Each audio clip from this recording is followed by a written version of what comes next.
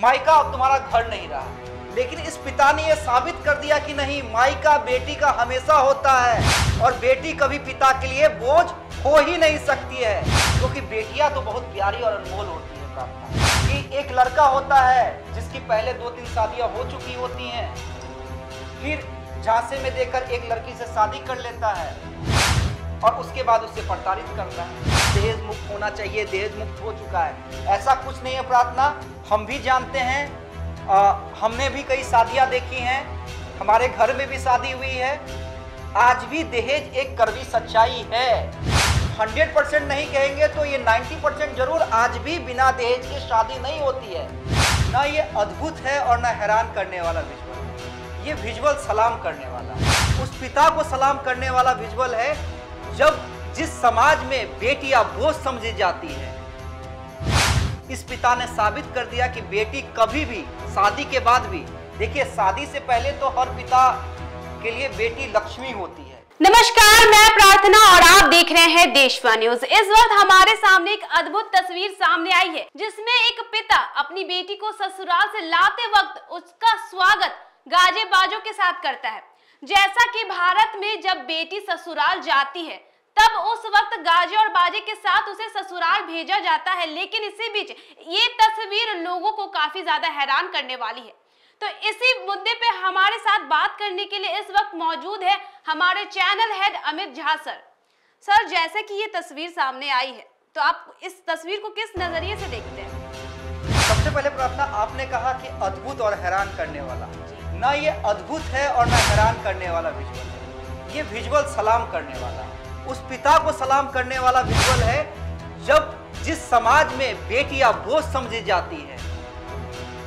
इस पिता ने साबित कर दिया कि बेटी कभी भी, शादी के बाद भी, देखिए शादी से पहले तो हर पिता के लिए बेटी लक्ष्मी होती है, लेकिन शादी के बाद पिता जो है ये कहकर भेजता है कि बेटी तुमसे अब मेरा संबंध खत्म, अब यहां से तुम अपने पति की, अपने ससुराल की हो गई हो, मायका अब तुम्हारा घर नहीं रहा। लेकिन इस पिता ने यह साबित कर दिया कि नहीं, मायका बेटी का हमेशा होता है और बेटी कभी पिता के लिए बोझ हो ही नहीं सकती है, क्योंकि बेटियां तो बहुत प्यारी और अनमोल होती है। प्रार्थना देखिए, पूरा मामला पहले हम अपने दर्शकों को बता दें, तब इस पूरे विजुअल पे, इस पूरी कहानी पर विस्तार से बात करेंगे।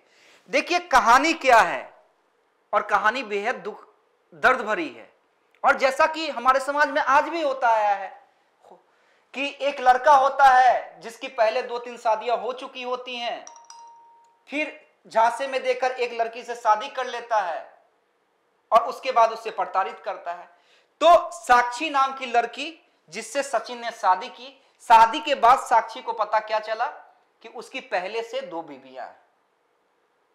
तो सर, मैं इस पे एक बात आपसे कहना चाहूंगी, जैसा कि जब पता चल चुका था कि उसकी 2 बीवियां हैं, तो क्या उसके पिता ने कोई कार्रवाई नहीं की, सीधा अपनी बेटी को ले आए? लेकिन बेटी को इंसाफ दिलाना एक बहुत बड़ी बात होती है और हर पिता का यह फर्ज होता है कि वो अपनी बेटी को न्याय दिलवाए। एग्जैक्टली, मैं उस पर आ रहा हूं। प्रार्थना, आपने बिल्कुल सही सवाल किया कि पिता का कर्तव्य होता है कि अपनी बेटी को न्याय दिलाए। जब साक्षी को यह पता चला कि उसकी 2 ऑलरेडी शादी हो चुकी है सचिन की, तब उसने इसका विरोध भी किया, और चूंकि शादी हो चुकी थी, एक बार कोशिश ये भी की कि चलो यहां से सब कुछ ठीक हो जाए, लेकिन सचिन बार बार उसे प्रताड़ित करता था। जब साक्षी ने अलग होने का फैसला किया और प्रेम गुप्ता जो साक्षी के पिता हैं और अपने घर वालों को तमाम वस्तुस्थिति बताई कि उसके साथ क्या क्या हो रहा है, तब प्रेम गुप्ता ने क्या किया, वो अपनी बेटी के ससुराल गए और ससुराल से ढोल नगारों के साथ अपनी बेटी को अपने घर तक ले आए, यानी मायका तक ले आए, और अब साक्षी सचिन को डिवोर्स देगी और जो भी कानूनी कार्रवाई है वो करेगी।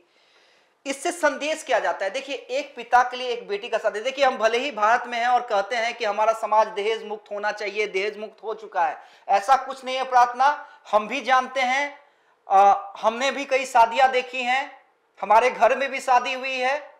आज भी दहेज एक कड़वी सच्चाई है।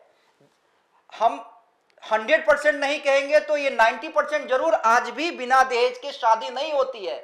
तो एक पिता अपनी बेटी को पहले पढ़ाता है, पढ़ाई में तो कोई कमी नहीं करता है कि नहीं तुम बेटी हो तुम्हारी पढ़ाई कम होगी, बेटे से हम बेटे पर ज्यादा खर्चा करेंगे, तुम्हारी शादी में तो वैसे भी खर्च होना है।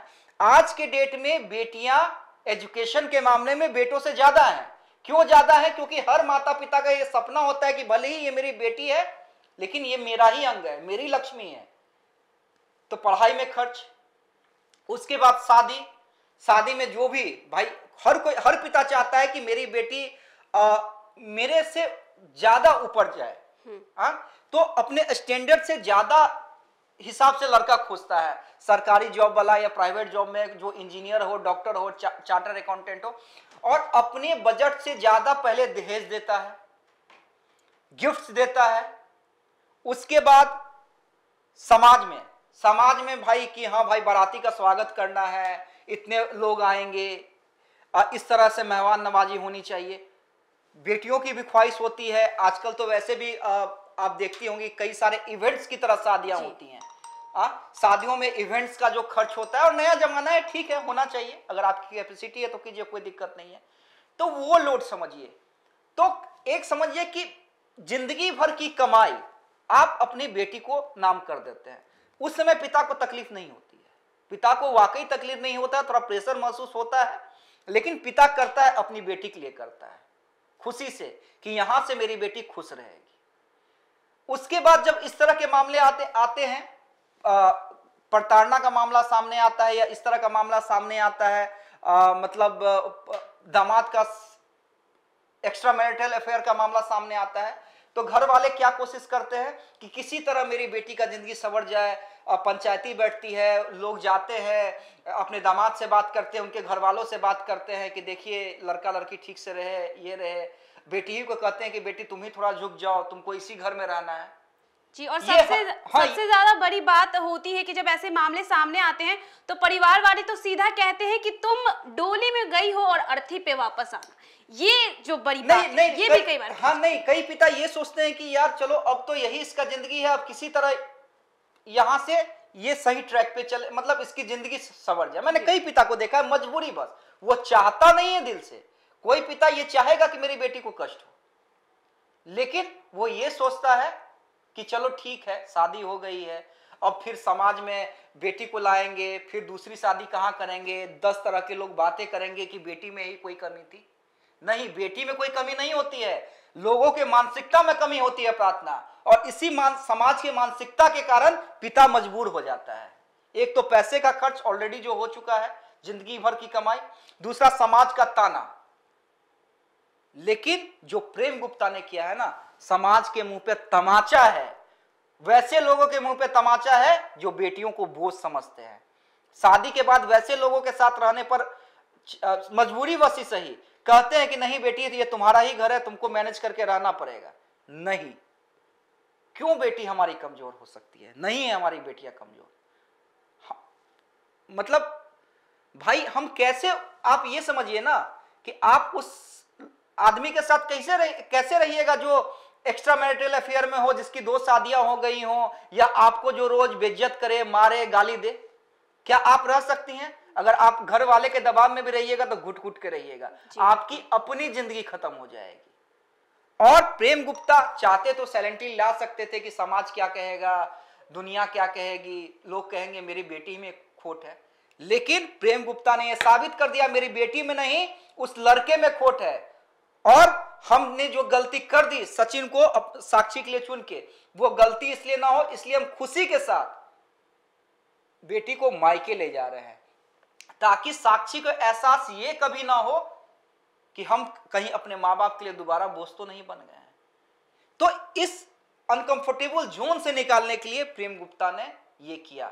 और वाकई सर सलाम है आपको, आपने कई लोगों का आज डर निकाल दिया, दिल का डर निकाल दिया, जो कहीं ना कहीं समाज के डर से, आर्थिक बोझ के कारण बेटियों को पढ़ाया कर देते हैं कि आज के बाद ससुराल तुम्हारा घर है।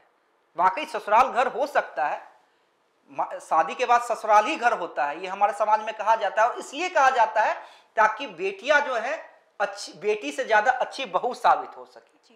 अपने पति के लिए अच्छी पत्नी साबित हो सके। पिता ये कहकर भेजता है, माँ ये कहकर भेजती है। इसलिए ये नहीं कहती है या पिता ये नहीं कहता है कि जाओ इसके बाद प्रताड़ना भी मिले तो तुम मेरे पास नहीं आना। क्यों नहीं आना? मायके से बेटी का रिश्ता कैसे खत्म हो सकता है? क्या लड़का शादी के बाद अपने घर में रिश्ता खत्म कर देता है? क्या अपने माँ बाप से रिश्ता खत्म कर देता है? क्या? जी नहीं। तो बेटियां क्यों करें? लेकिन सर कई बार ऐसा देखा गया है कि जब भी ऐसे मामले सामने आते हैं तो लड़के पे नहीं बल्कि लड़की पे ही दोष दे दिया जाता है कि जरूर कुछ ना कुछ हुआ होगा। लेकिन इसमें तो सीधा सीधा दिख रहा है कि उसके 2 मेडिकल अफेयर्स चल रहे थे, ठीक है। लेकिन कहीं ना कहीं अगर अंजलि पर किसी प्रकार का आरोप आया तो क्या करेंगे? नहीं, यही तो, इसी कारण तो इस तरह की विजुअल की जरूरत है। और आज सिर्फ एक प्रेम गुप्ता के बारे में क्यों बात हो रही है? क्योंकि उन्होंने संभवतः पहली बार ये उदाहरण पेश किया है। ऐसे से हर समय उदाहरण पेश होने चाहिए, तब जाके जो लड़का है ना या जो ससुराल है वो सोचने पर विवश हो जाएगा कि ये तो हमारी बेटी के साथ भी हो सकता है। तो ये समझिए, आज पवन सिंह और ज्योति सिंह का मामला देख लीजिए।